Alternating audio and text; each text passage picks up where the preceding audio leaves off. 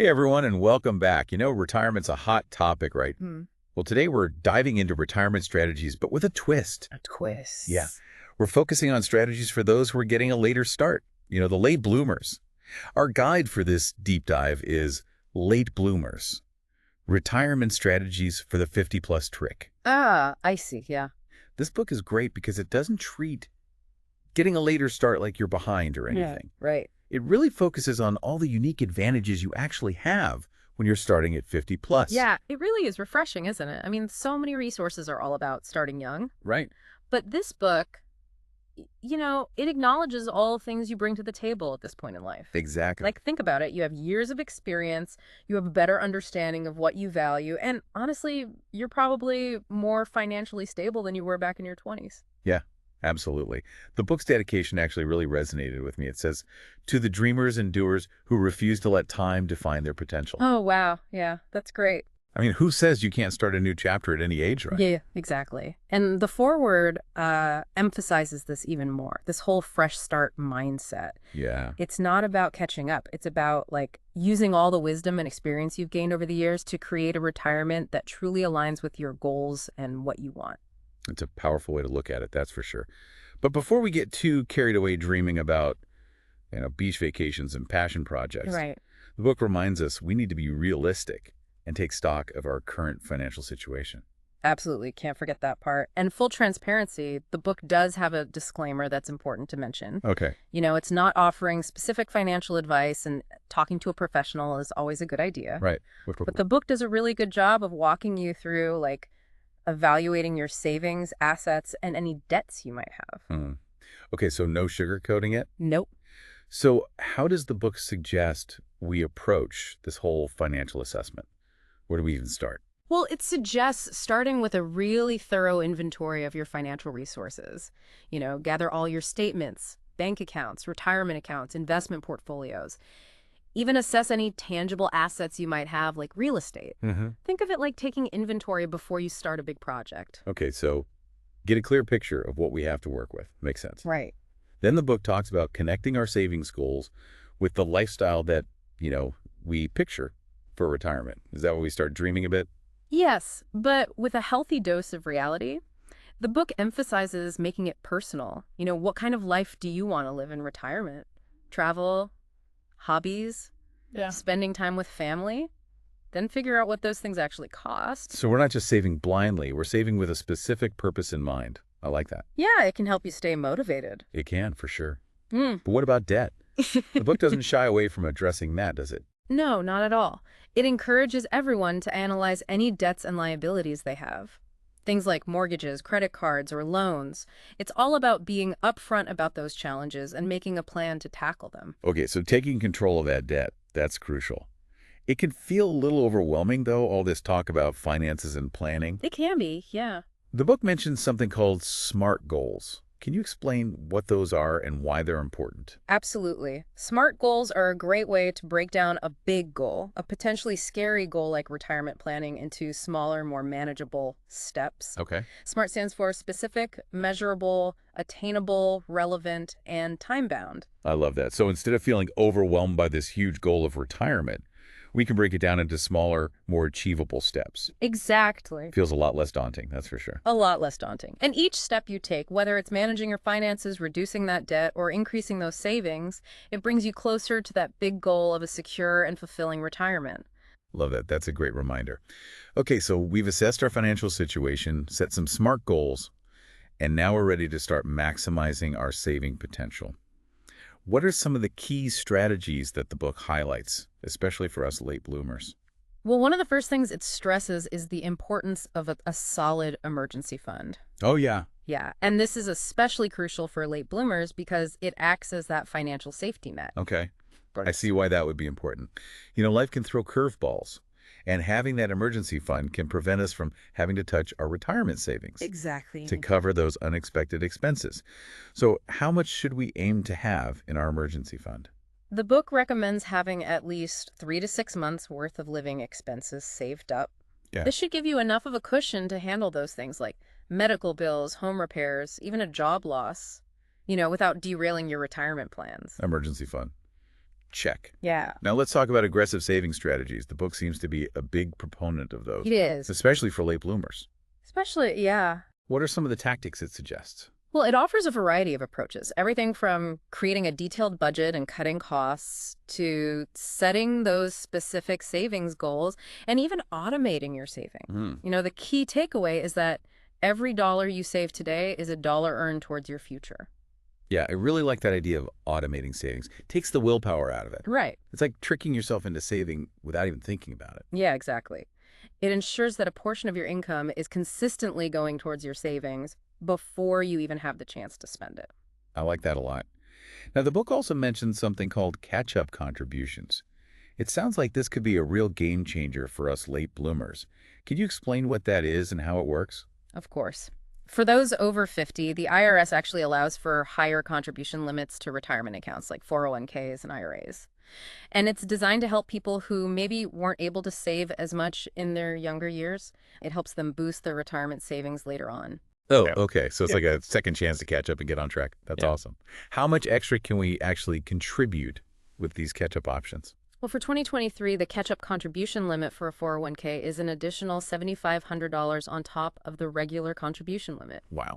And for IRAs, you can contribute an extra $1,000. Okay. So to put that in perspective, let's say you're 55 and you're just starting to maximize your 401k, you could potentially contribute $30,000 per year. Wow. Yeah, that's $22,500 for the regular limit plus that $7,500 catch-up contribution. That can really add up over time. It can. That's a significant difference for sure. The book also mentions health savings accounts, or HSAs. Yes. I haven't heard much about those. What are they and how can they benefit someone planning for retirement? HSAs are a fantastic option, especially for those already prioritizing their health, which is something we tend to think more about as we get older. It's what they call a triple tax advantaged account. Triple tax advantaged. Okay, tell me more. Okay, so first, your contributions are tax deductible, so you reduce your taxable income for the year. Okay. Second, the money grows tax-free while it's in the account. Uh-huh. And third, when you withdraw the money for qualified medical expenses in retirement, it's tax-free. It's like a super-powered savings account for healthcare costs. Okay, I'm seeing the appeal. What are the contribution limits for HSAs? And is there a catch-up contribution for those over 50? For 2023, if you have a high-deductible health plan, you can contribute up to $3,850 for individuals and $7,750 for families. Okay. And yes, there's a catch-up contribution for those 55 and older. You can contribute an additional $1,000 per year. That's great. HSAs seem like a really smart way to save for those inevitable healthcare costs in retirement. We've covered a lot already. Assessing our finances, setting goals, and exploring some pretty powerful saving strategies. We have. But before we move on to investing, I know that can be a bit intimidating. Yeah. Let's pause here. We'll be right back with more insights from late bloomers, retirement strategies for the 50-plus down. Welcome back, everyone. Before the break, we were talking about supercharging your savings with catch-up contributions and HSAs. Right. Now let's shift gears and tackle something that often feels pretty intimidating. Investing. Yeah, investing can definitely feel like a whole other language. Yeah. But Late Bloomers does a really good job at breaking it down, Yeah. especially for those of us starting a little later. Yeah. The book really emphasizes building a balanced portfolio. What exactly does that look like, and how does it apply to someone who's a little closer to retirement? Well, it's all about finding that sweet spot between, growth and security. Okay. A balanced portfolio typically includes a mix of stocks, bonds, and maybe even alternative investments like real estate. Okay. And each one plays a different role in helping your savings grow and last throughout retirement. So let's break that down a bit. Stocks are often associated with higher growth potential, Right. but they also come with more risk. So why are stocks important for someone planning for retirement, especially if they're starting a little later? That's a great question. While stocks can be volatile in the short term, they have historically outperformed other asset classes over the long run. And this growth potential is really crucial for making your savings last throughout retirement, especially considering things like inflation. So even though we might be closer to retirement, we still need that growth potential to help offset those rising costs. Exactly. Okay, what about bonds? How do they fit into this balanced portfolio? Well, bonds are generally considered less risky than stocks. Yeah. They provide a steady stream of income, which can be particularly helpful during retirement when you're no longer receiving a regular paycheck. Yeah, that's true. Think of them as kind of like the anchors of your portfolio, Okay. providing that stability and balance. So stocks for growth, bonds for stability. Got it. Exactly. Now, late bloomers also mentions alternative investments.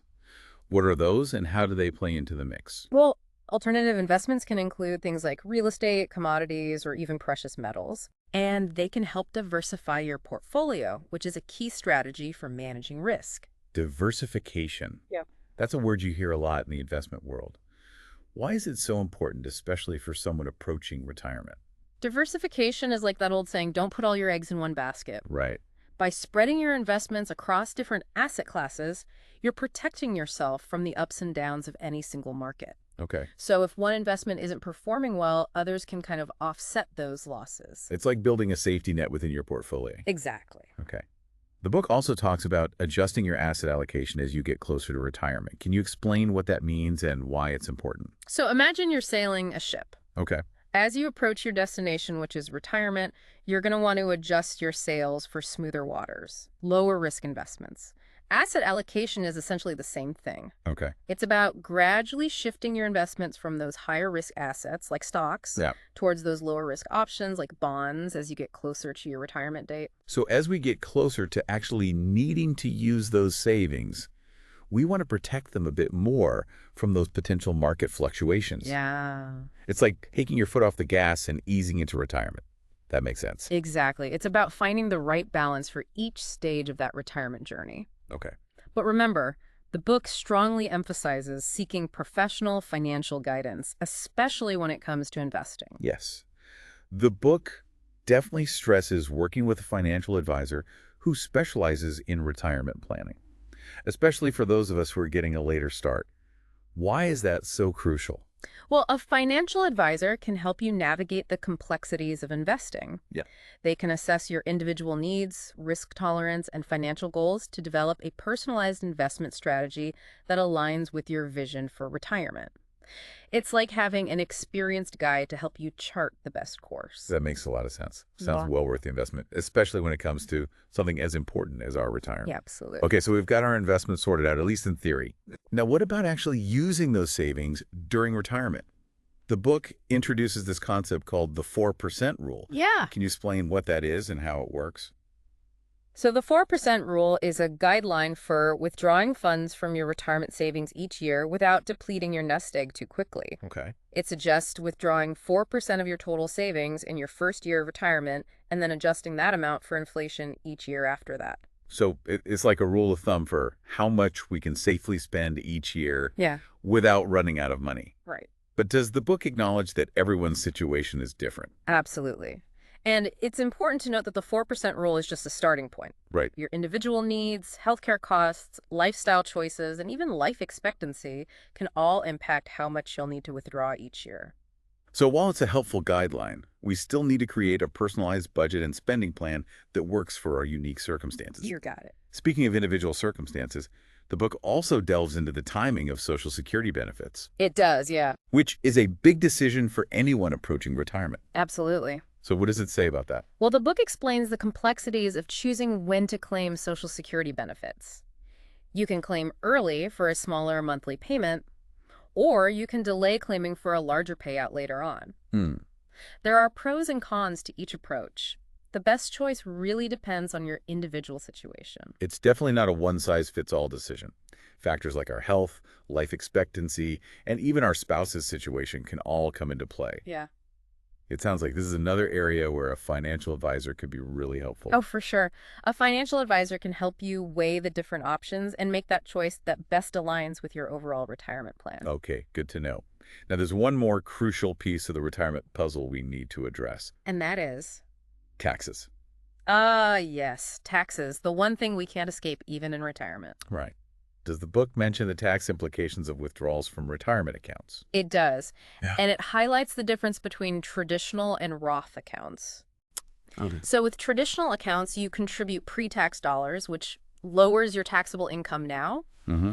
But when you withdraw funds in retirement, those distributions are taxed as ordinary income. So it's like deferring the tax hit until retirement. What about Roth accounts? With Roth accounts, you contribute after-tax dollars, so you don't get the tax break up front. Okay. But the advantage is that qualified withdrawals in retirement are tax-free. It's like choosing to pay taxes now in exchange for tax-free income later. That's a pretty sweet deal. Yeah. Especially if you anticipate being in a higher tax bracket in retirement. But I'm assuming there are some eligibility requirements and contribution limits for Roth accounts. Oh, there definitely are. Yeah. It's always best to consult with a financial advisor to determine, which type of account best aligns with your individual circumstances and long-term goals. Yeah. They can help you navigate all the complexities of the tax code and ensure that you're making the most of your retirement savings. Sounds like good advice. Okay, we've covered a lot of ground in this segment. Building a balanced portfolio, the 4% rule, Social Security, and the tax implications of retirement accounts. Yeah. Before we move on to the fun stuff, like how to actually live a fulfilling retirement, let's take a quick pause. All right, we're back. And ready to tackle, the most exciting part of retirement planning. Figuring out how to actually live a fulfilling life once we get there. I know, right? It's not just about the money, is it? It's not, no. And late bloomers really hits the nail on the head with that. Yeah. It's not about reaching that finish line. It's about what you do once you get there. Right. The book encourages readers to think of retirement as a chance to, design a whole new chapter. Okay. One that's filled with, purpose, passion, and maybe even a little adventure. Oh, I love that. It's like shifting from this mindset of winding down to opening up to new possibilities. Exactly. But how do we go from this, dreamy vision of retirement to actually living it? Well, the book really emphasizes the importance of defining your retirement vision. Yeah. What does a fulfilling life look like for you? Yeah. What are those dreams you've been putting off? Travel, hobbies, spending more time with your loved ones, giving back to your community. It's all on the table. That's so important. We need to figure out what really matters to us. Right. And what we really want to do and experience in this next chapter. Right. But it's easy to get stuck just dreaming. How do we take those dreams and turn them into reality? Well, the book is big on setting intentions and then breaking them down into actionable steps. So once you have that vision, ask yourself, what do I need to do to make this happen? Maybe it's learning a new skill. Maybe it's joining a club or finally planning that trip you've always talked about. So it's all about turning those dreams into concrete goals, creating a roadmap for our retirement adventure. Starting to get excited just thinking about it. Me too. Retirement should be something to look forward to, not something to dread. The book also highlights staying active and engaged, both physically and mentally, as we transition into this new phase of life. Yeah, I was just thinking about that. It's not all about, relaxing on a beach all day, is it? What are some ways that the book suggests we can stay active and engaged? Well, it goes beyond just physical activity, although that's definitely important. The book encourages readers to find activities that bring them joy and, keep their minds sharp. Things like gardening, hiking, taking classes, volunteering, or even starting a small business. I love that idea, starting a business in retirement. It's a chance to really combine passion with purpose and maybe even generate a little extra income. Yeah, exactly. Such a great way to stay engaged and challenge yourself. Absolutely. So what are some other ways the book suggests for staying connected? It highlights the importance of community and relationships. Okay. Staying connected with family and friends, joining groups and organizations, or even mentoring others. All of these can bring a sense of purpose and fulfillment. Yeah, that makes a lot of sense. Yeah. Retirement doesn't have to mean isolation. It's about building a network of support and shared experiences. Exactly. And, continuing to grow and contribute even after we've left that traditional workforce. That's right.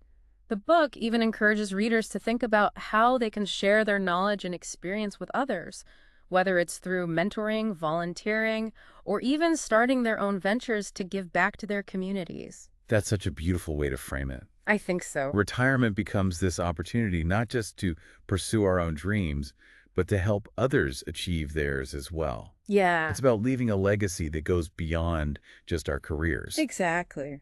Well, it's been a fascinating deep dive into late bloomers, retirement strategies for the 50-plus ounce. I feel like I've gained a whole new perspective on what it really means to retire and how to approach this next chapter, with intention and excitement. That's great to hear. I hope our listeners feel empowered to take charge of their own retirement journeys.